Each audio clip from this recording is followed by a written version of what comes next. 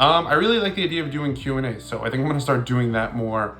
And I don't know how often a week, probably like 2 or 3 times. I don't know. I still have to figure out the schedule, but I figured you got to start somewhere. So we're gonna start here with this video. So the first question I have. Oh, and by the way, if you have a question and you're seeing this video, feel free to leave it in the comments of this video, and maybe it'll be included in the next video. Or make sure to check out any of my socials on YouTube Shorts, TikTok, Twitter, Instagram, and I'll usually post a video where you can leave your questions there. I'll probably do that every so often. I'm not sure yet on the routine, but we're gonna start from IG user Tendo.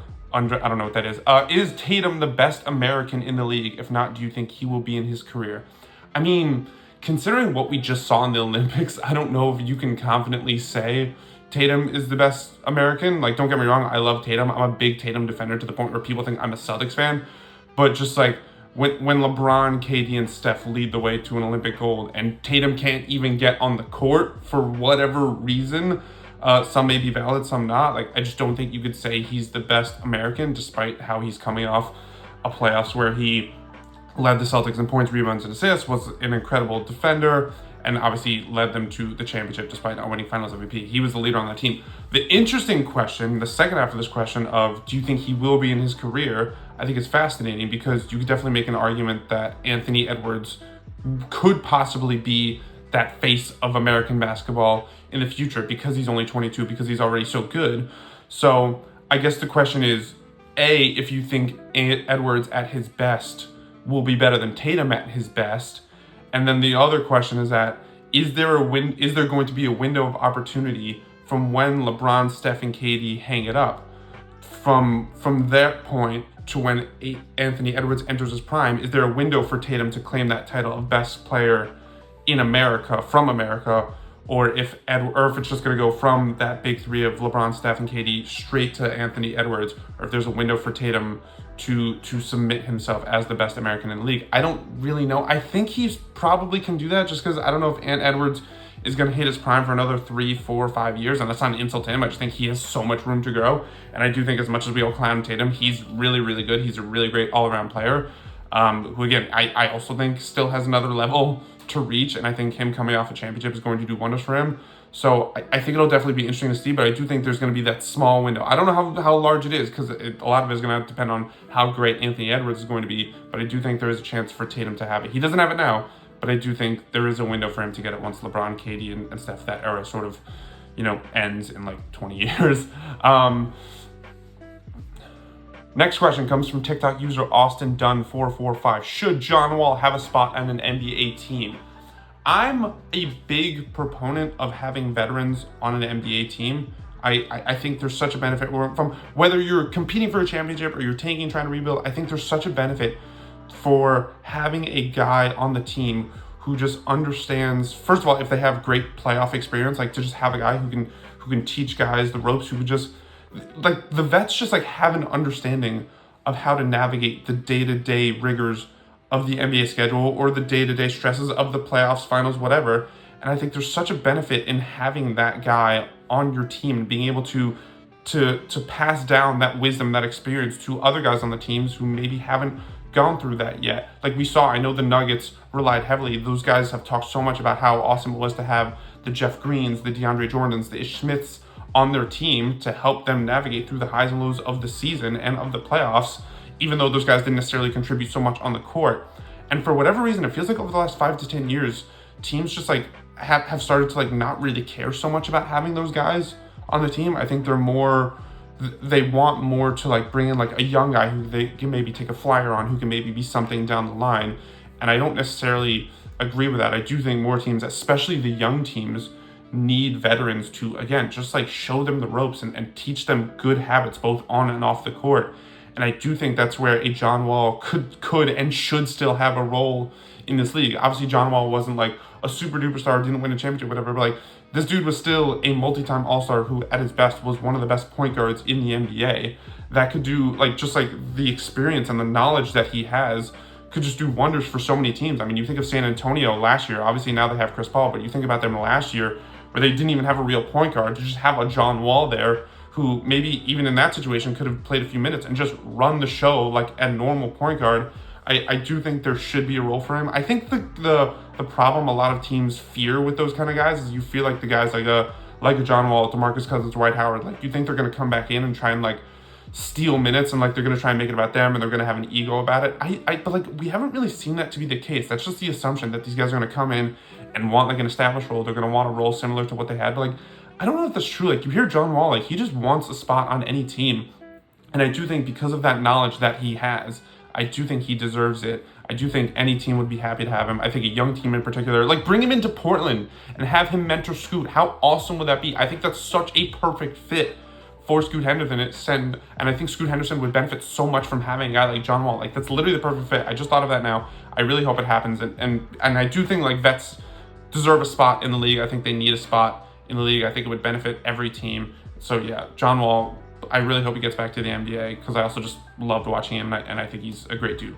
Final question comes from YouTube account Charlie Chow 7853. This is my favorite question that I got asked. In your opinion, who is currently the most overrated, underrated, and adequately rated player in the league right now? And maybe a little wide to your answer if you want. So I'm going to start from, I think, the least controversial answer to the most controversial answer. So least controversial answer, I think I'm going to go properly rated. I think Drew Holiday, since getting to Boston, I think has become so properly rated, because I think before in Milwaukee, where you saw him maybe fall short at the offensive end in trying to be more of an offensive engine, there was a lot of criticisms about, oh, he can't necessarily be a number 2 guy or a number 3 guy because his offense is really up and down. But I think now that he's in Boston and he just gets to focus on what he does best, which is just defend at an insanely high level, move the ball, attack where he sees it, shoot decently well enough. I think now that he's more like in his Andre Iguodala era, I think now you see like he's properly rated as like, okay, he might not necessarily be able to be like the engine, like an all-star level player on a championship team anymore, even though he once was that, obviously, with Milwaukee in 2021. That was already a few years ago. But like as an Andre Iguodala type role player, he's like the best there is. And I think you saw that with Boston this year as they won the championship. And I think that's how now he's properly rated. Underrated, I'm going to go Zach LaVine. I think like the talk about Zach LaVine has swung too far to the other side. And you can honestly say this about a lot of guys in the league, like a Julius Randle type, where it's like all the talk about what he isn't has taken away so much focus on what he is. So yes, Zach LaVine, obviously he's coming off an injury. He's almost, I think he is 30 years old. Obviously, like with the injuries, and you consider how much he relies on his athleticism, that's a struggle. Obviously, he's getting paid so much, but like, all that talk just ignores like, okay, yes, that's all real and that's all valid, but like this dude is still a really talented scorer, an efficient scorer as well. And I think a solid enough shooter and playmaker. And I think, again, all that stuff about what he isn't clouds what he still can bring to a team where, and again, like so, okay, maybe he can't be like the best player on even a playoff team, but I think he's one of those classic players where it's just a very classic situation of wrong fit and wrong responsibilities that you're asking of him. Whereas I think if you put him on, let's say, I honestly think like, and I'm not saying this to just like generate like hype or whatever, like I do think the Lakers would like in a perfect world be a really great fit where LeBron can handle the playmaking and AD like, you know, anchors the defense. And I think Zach LaVine can sort of be like in like the Kyrie Irving role of like, I can just focus on my scoring.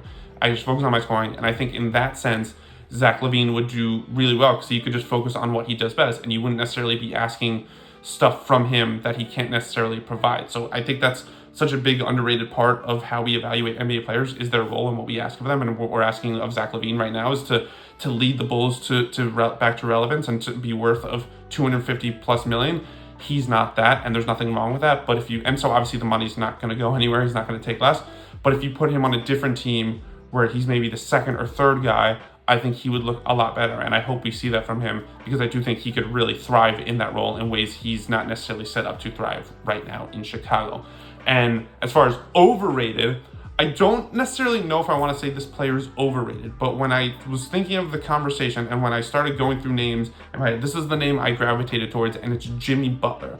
And the reason I say Jimmy Butler is not necessarily because I think he's overrated as a player, but I do think like after this past year, his whole shtick of like, hey, I'm just not going to try during the regular season and then try and dig my team out of like an 8th or 9th seed.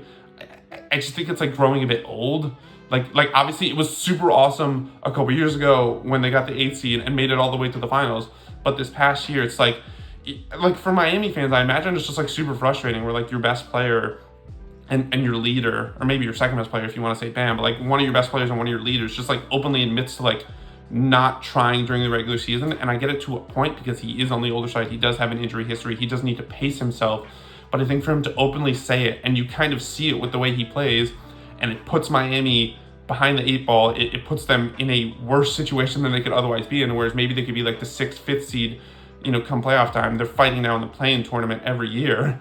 Like, you kind of wonder, like, okay, is Butler maybe the guy you want him to be, that you need him to be at this point in his career? And there's no shame in saying that he's not.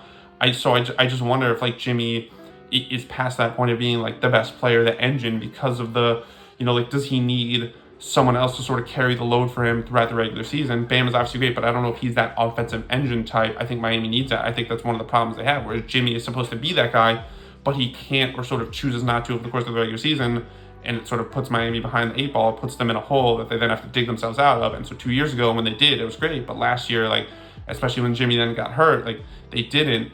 And so with Jimmy, obviously, also, like, I think seeking a new max contract, like, you really start to wonder what his perception is around league. So again, not necessarily overrated as a player, because when Jimmy Butler is playing the way Jimmy Butler can, Jimmy Butler is still very, very good.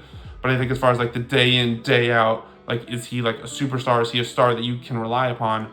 I think, the cracks are beginning to show with Jimmy, because it's just like, oh, he's just not, like, we're just going to be screwed over during the regular season. I know the regular season, obviously it doesn't matter, whatever, but like, it kind of does, because as you see, if you're the 8th, 9th seed and you have to play in the play-in tournament, you have a worse chance of advancing. You have a better chance of being eliminated. So that's sort of where I'm at right now. So yeah, those are the 3 questions I answered today. Again, leave your questions in the comments below, or on, you'll see a post about me wanting your questions on Twitter, Instagram, TikTok. Leave it there. I'm really excited to do this kind of video format. It's very fun. This video itself was very fun. So hope you enjoyed it. Leave your likes, shares, comments, criticisms, concerns, all that stuff.